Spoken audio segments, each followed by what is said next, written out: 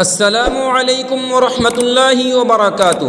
پیارے دوستو، حضرت عیسیٰ علیہ السلام کے زمانے میں ایک بہت ہی مالدار آدمی تھا جس کے پاس ہیرے جواہرات کی کوئی کمی نہیں تھی۔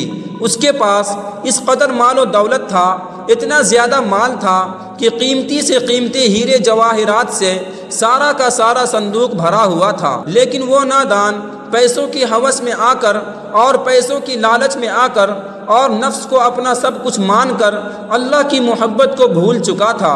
اسے دنیا کا مال تو نصیب ہوا لیکن اللہ کی محبت نصیب نہ ہوئی۔ دوستو، یہ مالدار شخص اپنی بیوی سے بے پناہ محبت کرتا تھا کیونکہ اس کی بیوی بہت ہی حسین و جمیل تھی، حسن کی وہ ملکہ تھی، اور یہ اپنی بیوی کے ساتھ بے پناہ محبت کرتا تھا۔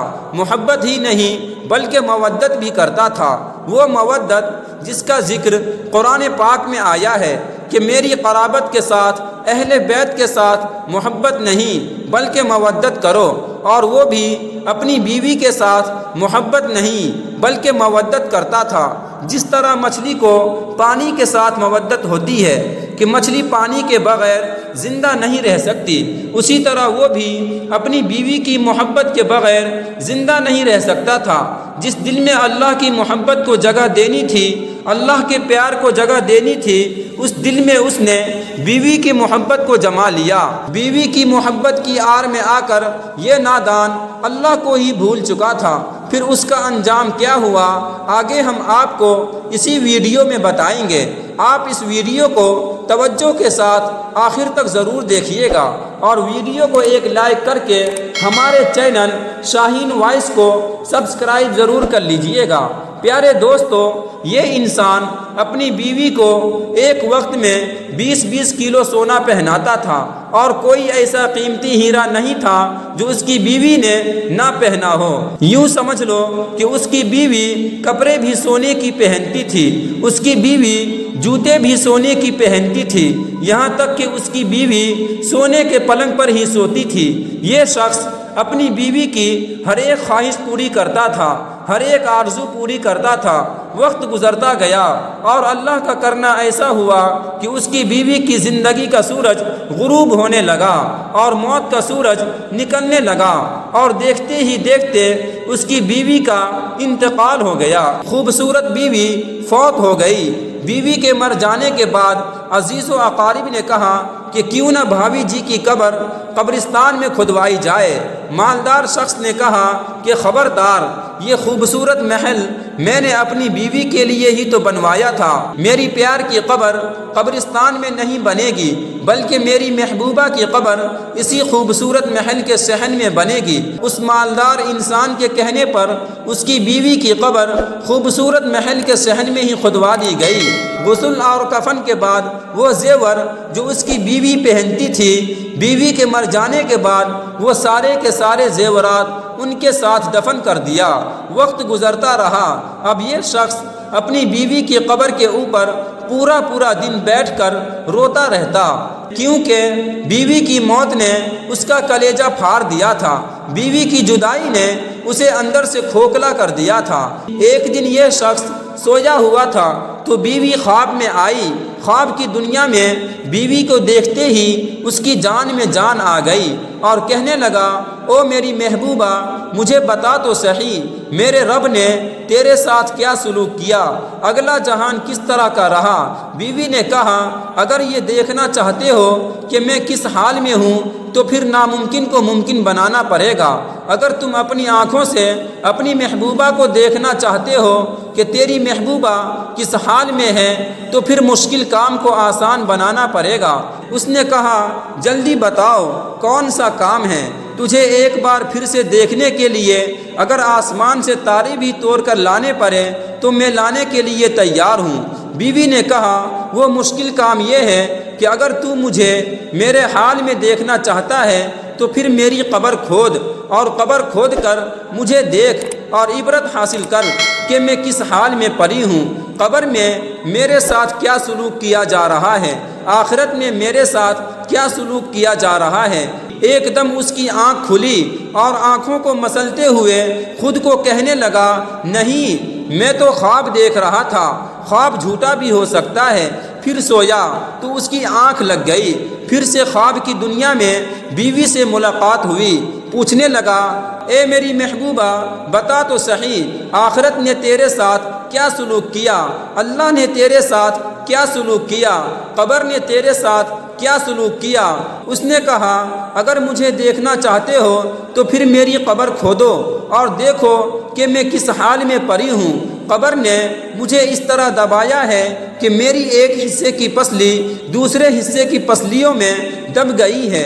پیارے دوستو، جب 5 بار یہی خواب آیا تو اس مالدار آدمی نے کدال اٹھایا اور قبر کو کھودنے لگا۔ جب قبر کھودی اور بیوی کا تابوت کھولا، جب تابوت کے اندر نظر ڈالی تو ایک دم اس کے پیروں تلے زمین نکل گئی، ایک دم کانپ اٹھا اور اس کی چیخیں نکل گئی۔ اس نے دیکھا کہ جو ہیرے جواہرات تھے وہ کیڑوں کی شکل اختیار کر چکا تھا اور سارا کا سارا زیور سانپوں کی شکلیں اختیار کر چکا تھا۔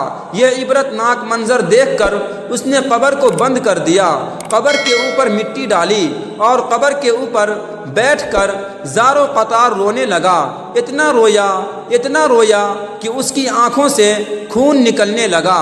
اب اللہ کا کرنا ایسا ہوا کہ اسی گھر کے قریب سے حضرت عیسیٰ علیہ السلام کا گزر ہوا۔ حضرت عیسیٰ علیہ السلام جب اس گھر کے قریب سے گزرے تو آپ کو گھر سے رونے کی آواز آئی۔ آپ دیکھنے لگے کہ کہیں گھر میں فوتگی تو نہیں ہو گئی ہے، آخر اس قدر اونچی اونچی آوازیں رونے کی کیوں آ رہی ہیں؟ اس خوبصورت محل کے اندر سے آخر رونے کی آواز کس کی آ رہی ہے؟ کون رو رہا ہے اور کس وجہ سے رو رہا ہے؟ حضرت عیسیٰ علیہ السلام جب محل کے اندر داخل ہوئے تو دیکھا کہ خوبصورت محل کے صحن میں ایک قبر بنی ہوئی ہے اور قبر کے اوپر ایک شخص بیٹھا ہوا ہے اور اتنا رو رہا ہے کہ خون کے آنسو بہہ رہے ہیں۔ اونچی اونچی آواز میں چیخوں پکار کر رہا ہے کہ ہائے میں مارا گیا، ہائے میں لوٹا گیا، میری بیوی کی قبر جہنم کے گڑھوں میں سے ایک گڑھا بن گئی ہے۔ حضرت عیسیٰ علیہ السلام نے اس کے کندھے پر ہاتھ رکھا اور پوچھا، او بھائی تیرے رونے کی وجہ کیا ہے؟ یہ درد بھری آوازیں کس کو دے رہا ہے اور درد بھرے جملے کس کو بول رہا ہے؟ یہ خوبصورت محل کس کا ہے اور یہ قبر کس کی ہے؟ اس شخص نے کہا کہ یہ خوبصورت محل تو میرا ہے اور یہ قبر میری بیوی کی ہے۔ میں اپنی بیوی سے بے پناہ محبت کرتا تھا، بیوی کی موت نے مجھے اندر سے کھوکھلا کر دیا ہے، میں بیوی کی جدائی کو برداشت نہ کر پایا۔ پھر 5 راتیں میں نے مسلسل خواب دیکھا تو میری بیوی نے کہا کہ اگر مجھے دیکھنا چاہتے ہو کہ میں کس حال میں ہوں تو میری قبر کھود کے دیکھ لو۔ پھر میں نے قبر کھودی، جب تابوت کھولا تو اندر میں نے دیکھا کہ وہ 20 کلو سونے کے زیورات جو میں نے بیوی کے قبر کے اندر بیوی کے ساتھ دفن کیے تھے وہ سارا کا سارا سونا کیڑوں کی شکلیں اختیار کر چکا ہے۔ میں نے قبر کو جہنم کا گڑھا بنتے ہوئے دیکھا ہے۔ مجھے ایسا لگ رہا تھا کہ جہنم کی تمام کھڑکیاں کھول دی گئی ہوں۔ یہ سب سن کر حضرت عیسیٰ علیہ السلام کا دل بھر آیا۔ اسے روتا ہوا دیکھ کر اللہ کے نبی کا دل بھر آیا۔ اللہ کے نبی نے کہا، اے بندے، خدا کے حکم سے اگر تیری بیوی زندہ ہو کر قبر سے باہر نکل آئے اور یہ بتائے کہ میں دنیا میں کون سا گناہ کرتی تھی جن گناہوں کی وجہ سے آج میری قبر جہنم کے گڑھوں میں سے ایک گڑھا بن چکی ہے، میں کون سی ایسی خطا کرتی تھی جن خطاؤں کی وجہ سے میری قبر کے اندر سانپ چھوڑ دیے گئے ہیں؟ اس نے کہا، جی میں ضرور جاننا چاہتا ہوں اور اس حقیقت سے آگاہ ہونا چاہتا ہوں، ان گناہوں سے آگاہ ہونا چاہتا ہوں اور میں اللہ سے توبہ کروں گا کہ ان گناہوں سے بچ جاؤں۔ اس کے بعد اللہ کے نبی حضرت عیسیٰ علیہ السلام نے 2 رکعت نماز پڑھی اور قبر کے سرہانے کھڑے ہو کر اشارہ کرتے ہوئے فرمایا کہ اے قبر کے اندر سوئی ہوئی عورت، اللہ کے حکم سے زندہ ہو جا اور صحیح سلامت اٹھ کر قبر سے باہر نکل آ۔ تو ایک دم قبر پھٹی اور بالوں سے مٹی جھاڑتی ہوئی کپڑوں سے مٹی جھاڑتی ہوئی ایک عورت باہر نکلی۔ اس کے منہ سے آگ کے شعلے نکل رہے تھے، اس کے کانوں سے آگ کے شعلے نکل رہے تھے۔ اللہ کے نبی نے اس کو اس حال میں دیکھا تو پوچھنے لگے، اے عورت، تو دنیا میں کون سی ایسی گناہ کرتی تھی کہ تیری گناہوں کی وجہ سے آج تیری قبر کے اندر تجھے اس قدر دردناک عذاب دیا جا رہا ہے؟ اس عورت نے کہا، میں 3 گناہ بڑے شوق سے کرتی تھی۔ حضرت عیسیٰ علیہ السلام نے فرمایا، جلدی بتاؤ وہ کون سے ایسے 3 گناہ ہیں؟ اس عورت نے کہا، میرا پہلا گناہ یہ تھا کہ میرے شوہر کے پاس اتنا زیادہ مال تھا، اتنا زیادہ پیسہ تھا، اتنے زیورات تھے کہ میں جس پلنگ پر سوتی تھی وہ بھی سونے کا تھا۔ یوں سمجھ لیجئے کہ میں کپڑے بھی سونے کی پہنتی تھی، میں چپل بھی سونے کی پہنتی تھی، میرے پاس بہت سے زیورات تھے، مگر میں اس کی کبھی زکوٰۃ نہیں نکالتی تھی۔ جو زکوٰۃ نہ نکالنے والا گناہ ہے، اس نے میری قبر میں بچھو چھوڑ دیے، سانپ چھوڑ دیے، اور میرا شوہر اس قدر منحوس تھا، اتنا کنجوس تھا کہ مال ہونے کے باوجود بھی دروازے پر آئے کسی بھوکے فقیر کو کھانا نہیں کھلاتے تھے، کسی پیاسے کو پانی نہیں پلاتے تھے۔ اللہ کے نبی نے فرمایا، تیرے کانوں سے آگ کے شعلے کیوں نکل رہے ہیں؟ اس عورت نے کہا، ان کانوں سے جب بھی میں کچھ سنتی تھی تو گانے سنتی تھی، نغمے سنتی تھی، جب بھی سنتی تھی تو غلط باتیں سنتی تھی، نفسانی خواہشات کو پورا کرنے والی باتیں سنتی تھی۔ میرا شوہر مجھ سے بہت محبت کرتا تھا، لیکن میں شوہر کی غیر موجودگی میں غیر محرم مردوں کو اپنے گھر میں بلاتی تھی، ان سے باتیں کرتی تھی، اور انہی کانوں سے ان لوگوں کی باتیں سنتی تھی۔ شوہر کی اجازت کے بغیر گھر سے باہر نکلتی تھی۔ اس قدر محبت کرنے والے شوہر کے بغیر میرے اور بھی بہت سے دوست تھے۔ پھر اللہ کے نبی نے فرمایا، یہ بتاؤ تیرے منہ سے آگ کے شعلے کیوں نکل رہے ہیں؟ اس نے کہا، اے اللہ کے نبی، میرے منہ سے آگ کے شعلے نکلنے کی وجہ یہ ہے کہ میں زبان سے جب بھی کچھ بولتی تھی تو گندی بات بولتی تھی، جب بھی بولتی تھی تو غیبت کرتی تھی، چغلی کرتی تھی، جھوٹ بولتی تھی، اور انہی 3 گناہوں کی وجہ سے آج میری قبر جہنم کا گڑھا بنی ہوئی ہے۔ اس کے بعد اللہ کے نبی نے فرمایا، اے عورت، جس طرح اللہ کے حکم سے تو زندہ ہو کر قبر سے باہر نکلی ہے، اسی طرح اللہ کے حکم سے ایک بار پھر سے مر کر قبر کے اندر چلی جا۔ اس نے ایسا ہی کیا، ایک بار پھر سے مر کر قبر کے اندر چلی گئی۔ اللہ کے نبی نے قبر کے اوپر مٹی ڈالی۔ پھر اللہ کے نبی نے اس محبت کرنے والے شوہر سے مخاطب ہو کر کہا، او نادان، تو نے جس سے محبت کی اس نے کسی اور سے محبت کی، کس طرح تیرے ساتھ دھوکا ہوا، اور تیری بیوی تیرے ساتھ دھوکا کرتی رہی۔